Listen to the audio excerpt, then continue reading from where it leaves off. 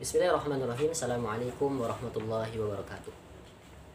Indonesia saat ini dilanda pandemi COVID-19 yang membuat masyarakat merasa resah, merasa ketakutan, merasa bahwa ini merupakan sebuah ancaman. Bukan hanya masyarakat, tapi negara juga mengalami seperti itu. Bagaimana wabah ini mengguncang ekonomi, sehingga banyak dari negara-negara yang kalang kabut menghadapi wabah ini. Bukan hanya Indonesia, bukan hanya masyarakat Indonesia, tapi masyarakat di seluruh dunia, bahkan di negara-negara lain juga merasakan seperti itu. Kita lihat bagaimana strategi statement-statement dari negara-negara lain untuk membendung arus wabah tersebut. Begitu juga di lingkungan Indonesia. Indonesia mengalami peningkatan yang sangat signifikan saat ini. Sudah tercatat sebanyak 113 kasus COVID-19 yang melanda Indonesia. Akan tetapi, ada satu virus yang lebih berbahaya daripada virus corona atau virus COVID-19. Virus ini mungkin di sebagian mata masyarakat tidak terlalu berbahaya. Mungkin di sebagian pandangan masyarakat, virus ini tidak bisa membunuh seseorang.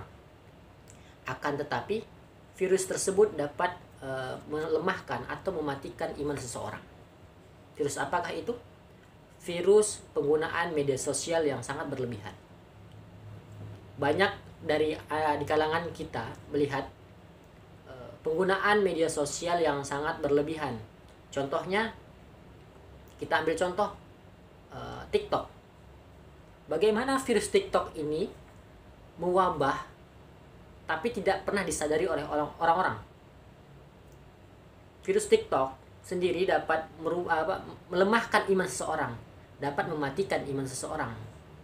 Coba kita lihat, banyak sekali masyarakat, anak muda yang terjerembab atau terjerumus ke dalam perbuatan-perbuatan yang melenceng. Mereka membuat konten, tapi norma-norma sosial dan norma-norma agama mereka tinggalkan atau mereka langgar. Banyak dari mereka yang hanya mengejar popularitas. Banyak dari mereka ingin trending maupun viral. Tapi tidak menutup kemungkinan bahwa bisa terjadi kriminalitas dari konten yang mereka buat. Kita ambil contoh, banyak sekali anak-anak muda zaman sekarang, khususnya perempuan, mereka membuat konten TikTok dengan cara berpakaian yang sangat minim, sehingga di pandangan orang-orang ada yang terkesan sangat terhibur dan banyak juga terkesan sangat negatif, karena pakaian yang mereka tunjukkan bisa mempengaruhi psikologi seseorang. Coba kita bayangkan apabila seorang perempuan memamerkan tubuhnya, membuat konten dengan pakaian yang mini, dari sekian banyak yang mungkin berkomentar, coba lihat komentar-komentarnya. Banyak dari mereka yang berkomentar tentang syahwat, tentang nafsu. Berbeda halnya dengan COVID-19. Kalau COVID-19, jika seseorang tersebut meninggal, bisa tergolong kategori orang-orang syahid. Hal ini sebagaimana diriwayatkan oleh Imam Bukhari, hadis riwayat Bukhari, pada saat saya baca konteks terjemahannya, dari Aisyah radhiyallahu anha, sesungguhnya bertanya kepada Rasulullah sallallahu alaihi wasallam tentang taun. Taun ini sebuah wabah yang terjadi pada zaman Rasulullah sallallahu alaihi wasallam. Maka Nabi sallallahu alaihi wasallam menceritakan kepadanya, sesungguhnya taun itu siksaan yang Allah Subhanahu wa taala kirimkan kepada orang yang ia kehendaki. Kemudian Allah menjadikan sebagai rahmat bagi orang-orang yang beriman. Tidak ada seorang pun hamba yang terkena taun lalu ia tetap tinggal di negaranya sampai ia bersabar. Dan ia yakin bahwa Allah Subhanahu wa taala tidak akan menimpa kepadanya kecuali yang telah Allah tuliskan baginya. Maka ia mendapatkan ganjaran mati syahid. Luar biasa. Hadis tersebut menggambarkan bahwa wabah yang kita alami, wabah yang kita hadapi saat ini, apabila kita bersabar, maka Allah Subhanahu wa taala akan menjadikan kita, apabila kita diwafatkan oleh Allah Subhanahu wa taala, kita termasuk orang-orang yang tergolong dalam keadaan syahid. Masya Allah. Berbeda sekali, bertolak belakang sekali dengan virus TikTok atau wabah TikTok tersebut. Kita ambil contoh tadi, seorang akhwat membuat konten dengan dia bergoyang sedemikian rupa, kemudian dia berpakaian yang sangat mini, sehingga mata-mata laki-laki memandangnya dengan syahwat. Apa yang ia dapatkan? Apakah amal atau bahkan keburukan dia dapatkan? Dan apabila di saat itu dia memposting video-videonya ke sosial media, dilihat oleh mata laki-laki,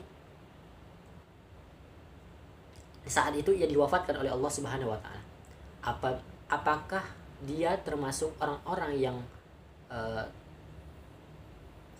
husnul khotimah atau orang-orang yang su'ul khotimah? Apa alangkah celaka saat orang tersebut membuat konten yang sangat buruk, kemudian dia wafat dan ia tergolong ke dalam kategori su'ul khotimah. Na'udzubillah summa na'udzubillah min dzalik.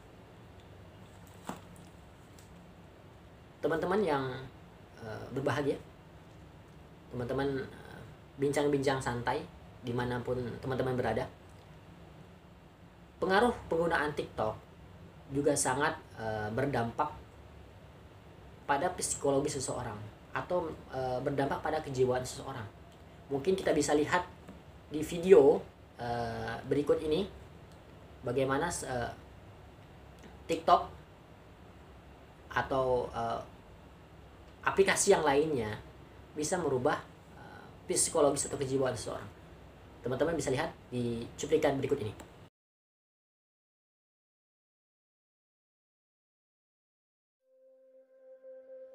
Nama saya Kaisar, 18 tahun, dan saya memiliki TikTok syndrome.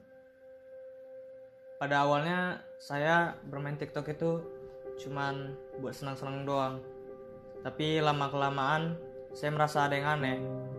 Saya seperti tidak bisa mengontrol tubuh saya. Dan ternyata setelah saya cek, saya terkena TikTok syndrome.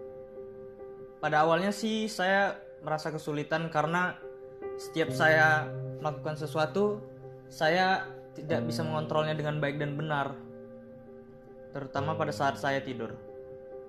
Dan saya harus minum obat 2 kali sehari untuk meditasi agar tubuh saya tidak bergerak-gerak.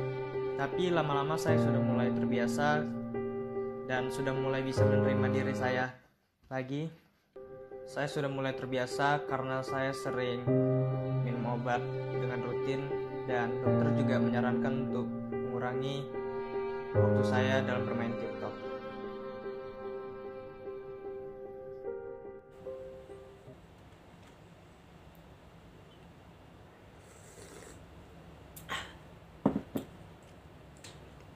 Bagaimana teman-teman? Sudah melihat cuplikan videonya? Terlepas dari benar atau salahnya video tersebut, atau terlepas dari ada tidaknya TikTok syndrome tersebut, setidaknya kita bisa mengambil kesimpulan. Setidaknya kita bisa mengambil pelajaran dari video tersebut. Ketergantungan terhadap sesuatu dapat merubah mental kita. dapat merubah kejiwaan kita. Bisa jadi, walaupun sebagian sumber mengatakan video tersebut tidak benar, tapi bisa jadi nanti suatu ketika Allah takdirkan kita mengenai atau mengalami kejadian tersebut. Apakah kita bisa memastikan? Apakah kita bisa pastikan bahwa kita tidak terkena hal yang sedemikian rupa? Tidak. Kalau Allah berkehendak kita terkena TikTok syndrome tersebut, maka tidak ada menjadi penghalang bagi Allah Subhanahu wa taala untuk memberikannya kepada kita. Oleh sebab itu, untuk kita semua, terlebih kepada orang tua yang ada di rumah, mari kita awasi anak-anak kita dari bahaya TikTok tersebut. Dan bagi kita sebagai yang mungkin memiliki adik atau memiliki kakak dan sebagai saudara-saudara, kita nasihatkan kepada mereka dengan cara yang baik, bahwa penggunaan TikTok secara berlebihan dapat merusak diri kita masing-masing. Bukan hanya diri kita, tapi diri orang juga. Di saat kita melihat konten-konten yang berbau negatif, berbau tidak pantas, yang melanggar norma-norma agama, apakah bisa menjadi solusi ataukah bisa terlepas dari yang namanya perbuatan-perbuatan yang menyimpang? Bisa jadi kan, di saat hasrat, di saat kita melihat video tersebut, hasrat kita muncul, maka apa terjadi? Yang terjadi banyak tindakan kriminal yang terjadi di Indonesia. Oleh sebab itu, mari sama-sama kita ajak saudara-saudara kita, anak-anak kita ke arah yang lebih baik lagi. Gunakan media sosial dengan sebaik-baiknya. Kalau media sosial kita gunakan untuk ajang dakwah, ajang menasehati orang lain atau memberikan informasi kebaikan kepada orang lain, maka itu tidak mengapa, akan menjadi amal bagi diri kita. Akan tetapi kalau media sosial yang kita gunakan, media sosial yang kita pakai saat ini, yang isinya semua adalah kemaksiatan, apabila kita meninggal dunia nanti, maka akan terjadi atau akan yang kita dapatkan adalah apa? Benih-benih maksiat atau benih-benih keburukan yang akan datang kepada kita di akhirat kelak. Jadi sekali lagi, kita awasi, kita ajak teman-teman kita, keluarga-keluarga kita, adik-adik kita, siapapun itu, ke arah yang lebih baik lagi. Mungkin cukup sekian pembahasan kita hari ini terkait dengan penggunaan media sosial, terlebih pada TikTok. Semoga bermanfaat bagi teman-teman. Sebelumnya, untuk sebelum diakhiri, buat teman-teman yang ingin mendapatkan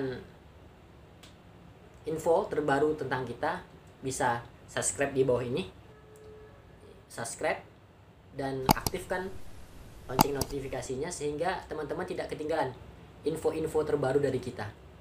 Dan apabila teman-teman dikira atau dipandang konten ini patut untuk di-share, teman-teman bisa share.